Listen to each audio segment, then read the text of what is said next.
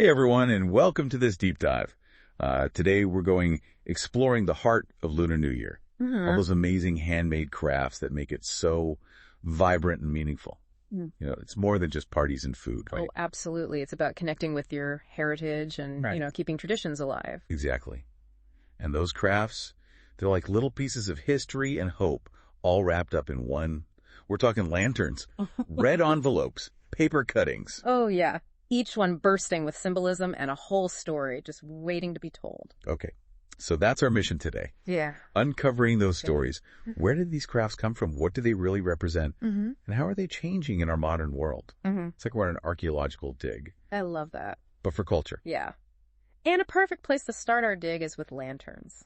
Okay. I bet you think you know lanterns, but do you know they actually go all the way back to the Western Han Dynasty, like around 206 BCE? Back then, they were pretty basic, though. Oh, really? Yeah. Just the simple way to light up those long winter nights. Okay. So not the elaborate works of art we see today. Right. When did that change happen? Well, if we fast forward a bit to the Eastern Han period, about 25 to 220 CE, that's when papermaking really took off. And suddenly, lanterns could be so much more. They transformed into these canvases for art, and that's when you start to see those ideas of hope and light really coming through. Like they were literally lighting a path forward. Exactly. And not just, physically.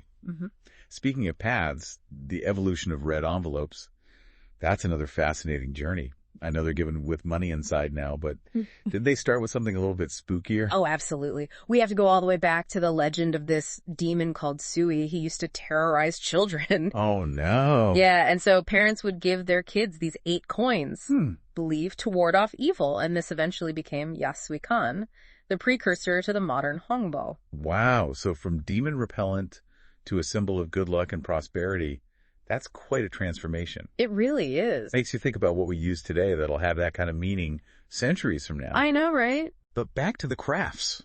We've got light prosperity. What about those incredibly intricate paper cuttings? Oh, yeah. They always feel like these miniature stories unfolding to me. That's a great way to put it. And you're right. Each one is like a visual prayer for good fortune. Paper cutting or jiangzi, it emerged as folk art in northern China. Okay. Maybe as early as 7070 to 476 BCE. Wow. And those designs, they're not just random. You'll see flowers, animals, the character for blessing, all carefully placed on windows and doors to invite good vibes. It's like interior design, but with an extra layer of intention. Exactly. Now, I know we've got these 3 stars of the show, lanterns, red envelopes, paper cuttings. Yeah. But Lunar New Year crafts, they go way beyond that. Oh, for sure. Think of it as like a whole festival of creativity. Right. You've got the Nianhua, those vibrant New Year prints just bursting with color and scenes and mythology. Then there's the Chunlian, the spring couplets, poetry and wishes for good luck, all written in beautiful calligraphy. And don't forget the Tanghulu, those candied fruit skewers that just scream celebration. It's like the whole holiday is one giant living artwork. Exactly. But even with all that variety, I've heard that depending on where you are in China, the crafts themselves, they can look quite different. Oh, yeah. It's not just a one-size-fits-all Lunar New Year, is it? Not at all. That's one of the most exciting things about this tradition. The regional diversity. For example, down in Jianyan, they love those round lanterns. Okay. Symbolizing unity and wholeness. But head up north and you'll find lanterns with riddles written on them, adding a playful element. Like each region adding its own little flavor to the mix. Exactly. And that goes beyond lanterns too, right? Yeah. I remember reading that paper cuttings in Shaanxi have these bolder patterns. Oh, yeah. Kind of reflecting their landscape. Exactly. While down in Zhejiang, the designs are more delicate, reflecting the South's more refined aesthetic. Yeah. And the same with New Year prints. You've got Tianjin's Yangliuqing prints, known for their detail and vivid colors. Right. While Sichuan's Mianzhu prints celebrate rural life with their own unique style. So we've got all this variety in artistry, but it's more than just looks right. This is about connecting with something much deeper, something passed down through generations. And I bet for diaspora communities, especially, those crafts are like a lifeline back to their roots. You hit the nail on the head. The act of crafting itself, it becomes a way to bridge that distance to keep those cultural connections alive. And it's not just about replicating what's been done before. It's about adapting, innovating, using local materials when the traditional ones just aren't available. It's that spirit of resilience that makes these traditions so powerful. And it makes me think about that symbolism we touched on earlier. Yeah. The hope, the prosperity, the warding off of evil. Right. Those are pretty universal desires. Absolutely. And if anyone's feeling inspired to, explore all this further, Oh, yeah. there's a fantastic website called www.rootsofchina.com. It goes deep into all these traditions and so much more. I'll have to check it out. Definitely worth a visit. But before we get too far ahead of ourselves, let's take a closer look at all that meaning woven into these crafts. We skimmed the surface, but there's a whole world of symbolism just waiting to be unpacked, right? Oh, absolutely. Each element, the colors, the shapes, even where they're placed, it all tells a story. And that's where we'll pick up in the next part of our deep dive. Welcome back to our exploration of Lunar New Year crafts. We've journeyed through their history and evolution, and now it's time to shine a light literally on the symbolism in each one. I'm ready to decode. Yeah. We talked about how lanterns represent hope and light, Yeah. but it feels like there's more there. It's Yeah. not just about, a light bulb moment. Right. You're totally right. Think about it. Lanterns, they illuminate the darkness, right? Mhm. And in so many cultures, darkness that represents the unknown, the struggles we face. So lighting a lantern, it's not just practical, it's symbolic. Wow. It's about pushing back against those challenges and welcoming a brighter future. I like that, especially during those long winter nights leading up to Lunar New Year. It's like a beacon of optimism in all that cold.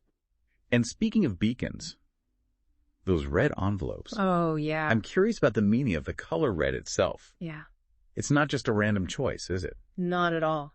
In Chinese culture, red, it's incredibly powerful. It represents joy, good luck, vitality, and that whole energy of new beginnings that Lunar New Year is all about. Right. So when you give a red envelope, you're not just giving money. Right. You're giving all those positive vibes. It's like a little pocket full of good fortune. Exactly. And it makes that legend of the demon Sue even more interesting, right? Yeah.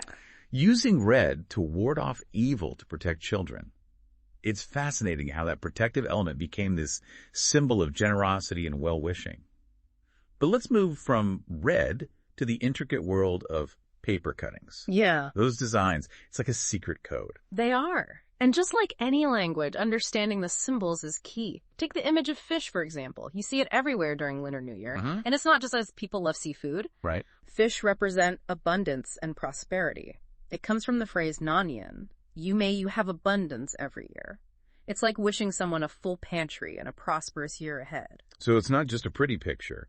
It's a visual representation of a very specific wish. Exactly. What about other symbols? I know flowers are a big part of the designs too. Oh, definitely. And each flower has its own meaning.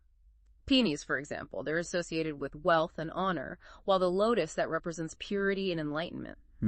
So depending on the flower, the message is a bit different. It's like a whole visual language for wishes and dreams. Ah. But these symbols, they're not just for paper cuttings, are they? You got it. You'll find them on lanterns, New Year prints, even clothes. It's a reminder that these traditions are everywhere, not just something you bring out once a year. Right. It's like they're bringing that symbolism to life, making it part of their world. And it makes me think, for people who aren't familiar with Chinese culture, can they still appreciate the meaning behind these crafts? Or is it like reading a book in a language you don't know? That's a great question. I think there are different levels to it. Of course, understanding the culture adds to the appreciation. But the beauty of symbolism is that it often taps into things we all want. Who doesn't want happiness, abundance, good luck? Yeah. Those ideas go beyond language. So even if you don't know the exact meaning, you can still feel the positive energy from these crafts. It's like a universal language of hope. Exactly. Spoken through color, shape, and tradition. And speaking of that positive energy, we talked about how crafting can be a way to connect with heritage, especially for diaspora communities. But it's bigger than that too, isn't it? Yeah. Like in today's world, with everything going on, creating something with your hands can be really grounding and therapeutic. Oh, absolutely. It's like a form of meditation, right? Letting you focus on the present moment, getting lost in the rhythm of creation. And whether it's folding paper or knotting Lucky Charm, that focus can be incredibly calming. Exactly. And it's something everyone can do. You don't need to be an expert to enjoy it. Just working with the materials, shaping something beautiful that can really spark creativity and make you feel good. It's like you're really part of the tradition, not just watching from the sidelines. Yeah. And that feeling of belonging, of being part of something bigger that's really powerful in a world that can feel pretty lonely sometimes. You're right. These crafts aren't just about the past. They're about building connections today, whether it's with your own creativity, your family history, or just a sense of shared humanity. And it makes me think about those modern adaptations we talked about. using recycled materials, putting LED lights in lanterns. Yeah. It's like those changes show how resilient these crafts are, how they can evolve and reflect modern values without losing what makes them special. Exactly. It's finding that balance between tradition and the present. And for anyone who wants to bring some sustainability to their own Lunar New Year, celebrations, I highly recommend checking out www.rootsofchina.com. Cool. They've got great resources on eco-friendly crafting and ways to enjoy the holiday responsibly. It sounds like the perfect place to go for celebrating in a way that's both meaningful and mindful. Exactly. But before we get too lost in the modern world, let's go back to the roots of these traditions, to the people who have kept them alive for so long. Absolutely. Because behind every lantern, every red envelope, every intricate paper cutting, there's a story waiting to be told. A story of family resilience and the power of human connection. That's beautiful. And that's where we'll pick up in the final part of our deep dive. Welcome back to our final exploration of Lunar New Year crafts. Yeah. We've talked about their history, the symbolism, even their therapeutic powers. Yeah. Now I'm wondering how these traditions are holding up in a world that's constantly changing, with technology and everything. Is there still room for handmade crafts in the digital age? That's the big question, isn't it? And it's amazing to see how these traditions are not just surviving, but actually thriving. One of the most interesting things happening is this fusion of old and new. Artisans are using modern materials like bamboo or recycled paper, breathing new life into ancient techniques. It's like building a bridge between the past and the present. Exactly. And it's not just materials that are changing, right? Even the way we learn and share these crafts is different. Absolutely. Think about online workshops, virtual exhibitions, even social media. Right. Someone in a small village in China can share their craft with the world. It's breaking down barriers and creating this incredible global community. That's something we couldn't have imagined just a few decades ago. Right. It's like the internet is adding a whole new layer to these traditions. And speaking of reaching new audiences, I've noticed that Lunar New Year celebrations, and these crafts in particular, are becoming more popular outside of Chinese communities. What do you think is driving that? I think there's just this growing curiosity about other cultures. And Lunar New Year, with all the colors, the food, those amazing crafts, it's naturally appealing. We're seeing museums, cultural centers offering workshops, even schools are incorporating it into their lessons. It's becoming this wonderful way to share and learn about different cultures. It's like a window into a new world. And those hands-on crafting experiences, they really make a connection. It's not just watching, you're actually participating, and that really sticks with you. For sure. It's not just about cultural exchange either. I think people are craving that connection that comes from making something with their own hands. That mindfulness we were talking about. In our busy digital world, these crafts offer a way to slow down, to reconnect with ourselves, and find some peace. It's like a balance to all the noise, right? A reminder that there's beauty in the tangible in taking your time and creating something with intention. Exactly. But with all the challenges these traditions face in such a rapidly changing world, are you optimistic about their future? I am, absolutely. And a lot of that optimism comes from seeing young people embrace these crafts. They're bringing new ideas, new ways of thinking, blending tradition with their own styles so these crafts stay relevant and continue to evolve. It's like they're carrying the torch, lighting the way for future generations. Yeah.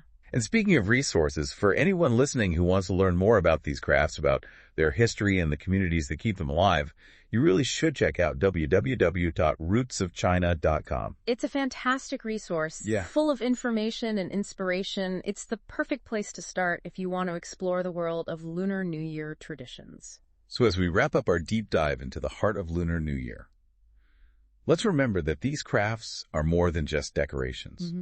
They're expressions of culture, of family, of resilience, and of that human desire to create beauty and connect with something bigger than ourselves. And as we head into the new year, may we all be inspired by that spirit, by the light and the hope they represent. Happy Lunar New Year, everyone! And until our next deep dive, may your year be filled with joy, creativity, and meaningful connections.